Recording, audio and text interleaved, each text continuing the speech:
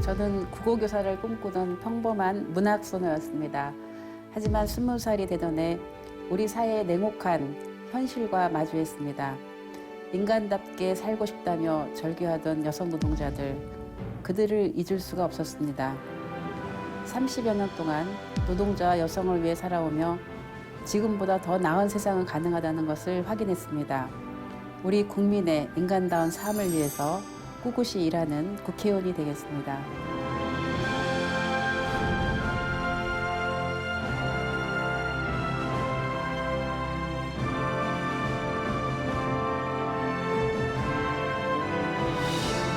안녕하세요. 더불어민주당 국회의원 남인순입니다. 반갑습니다.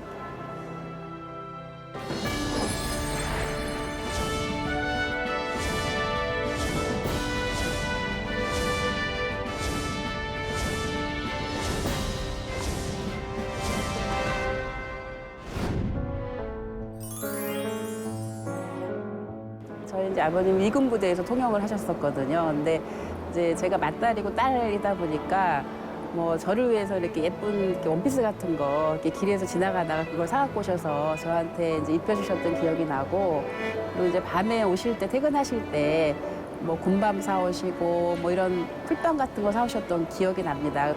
제 초등학교 1학년 때 저희 아버님이 교통사고로 이제 돌아가셨습니다. 그래서 그때 장면은 참 잊을 수가 없어요. 저희 어머님이 이제 갑자기 막 그 사고 소식을 듣고 막 경황 없이 막 그랬던 장면이 생각이 나고요. 그리고 이제 동생들이, 어린 동생들이 또 이제 호르몬이 밑에서 자라다 보니까 밖에 나가서 과시를 받을 때도 있었던 것 같아요. 그러면 또 자주 막 이렇게 싸우고 막 울고 들어오고 그러면은 차 나가서 막 같이 싸우다가 저는 여기 이렇게 흉터가 하나 있거든요. 근데 누가 저를 핥혔던 것 같아요. 항상 이제 그 맏딸로서 동생들 돌봐야 되고 또 어머님 힘들지 않게 해야 된다라고 하는 그런 생각 항상 갖고 살았던 것 같습니다.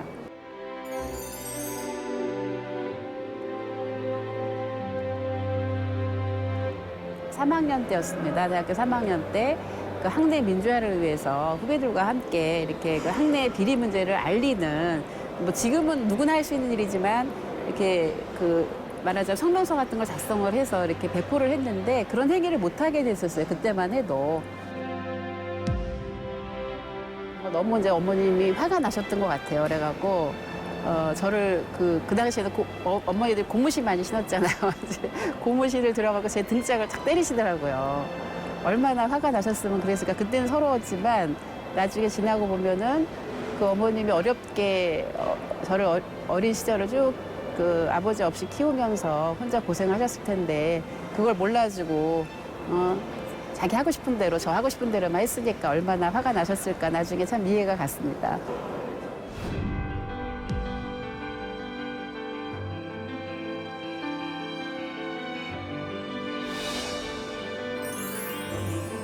굉장히 고민을 많이 했어요. 그때 저희가 제 인생을 어디로 가야 되나 고민을 많이를 하면서 일단 막 그런 상황이니까 어떤 길을 찾기 좀 어려웠었어요. 근데 이제 저를 잘 아는 한 선배분이 인천 지역에서 워낙 제가 하고 싶었던 것이 이제 교사의 꿈이었기 때문에 야학을 한번 해보지 않겠느냐. 그래서 그 노동자들을 위한 야학을 부평에서 최초로 하게 됐습니다. 정규 교사는 아니지만 야학 교사가 돼서 하게 되면서 그 현재 여성 노동자들이 처한 현실을 좀 더 구체적으로 알게 됐습니다. 그래서 직접 한번 정말 현장에 한번 들어가서 노동자들의 삶을 제가 한번 직접 살아보고 싶다 이런 생각을 이제 하게 돼서 이제 그 소위 말해서 노동 현장에 들어간 거죠.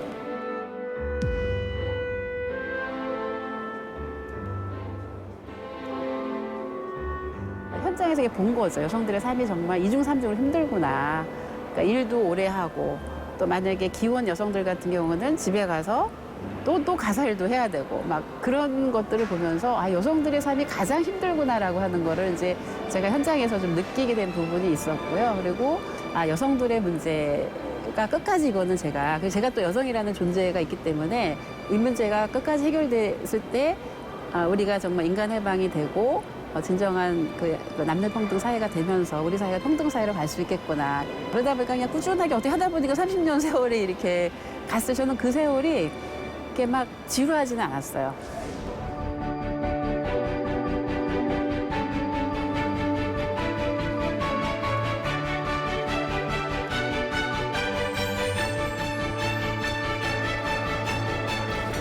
제일 사실은 기억이 나는 부분은 이제 뭐 그거는 그 불과 한 10년 전쯤의 일인데요. 이제 호주 제도가 이제 폐지되는 순간이 있었습니다. 예, 제가 이제 한국 여성단체 연합이라는 데서 일을 하면서 그 이제 사무총장과 대표 시절에 주력했던 이슈 중에 하나였어요. 우리 사회에 어떤 큰 변화를 가져오는 또 가족관계 변화를 가져오는 그런 제도였기 때문에 호주 제도 폐지가 됐던 그 순간을 가장 잊을 수가 없고요. 그 순간에 제가 마침 국회에서 그 본회의에서 통과되는 장면을 모니터링을 하면서 이렇게 화면을 보면서 그 순간 정말 뛸 듯이 기뻤던 그 순간이 가장 기억에 남습니다. 그 변화를 만들어낸다는 것. 긴 세월이긴 하지만 그거를 꾸준하게 포기하지 않으면은 우리 사회가 그래도 조금씩은 변화하는 것 같아서 저는 이제 제가 이제 여성단체 활동을 하고 시민사회 활동을 하면서 또 국회에 들어와서 느끼는 부분은 어떤 세상이 변화하고 있고 조금씩은 정의로워지고 있다. 그것이 저한테는 가장 큰 어떤 보람이고 또 제가 또 정치를 하는 또 이유인 것 같습니다.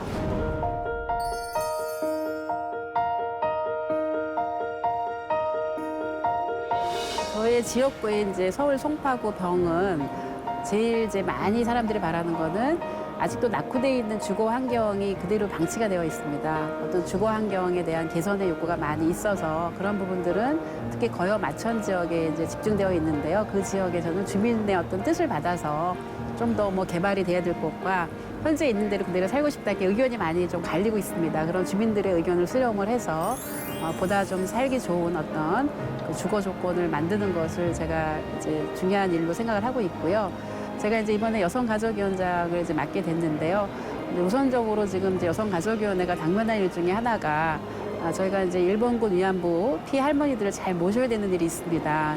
또 우리 후손들한테 제대로 교육시켜야 되는 그런 역할을 갖고 있습니다. 이 문제를 차질 없이 잘 저희가 진행하도록 하고 정부로 하여금 그 재협상을 촉구를 하는 그런 역할을 하고자 합니다.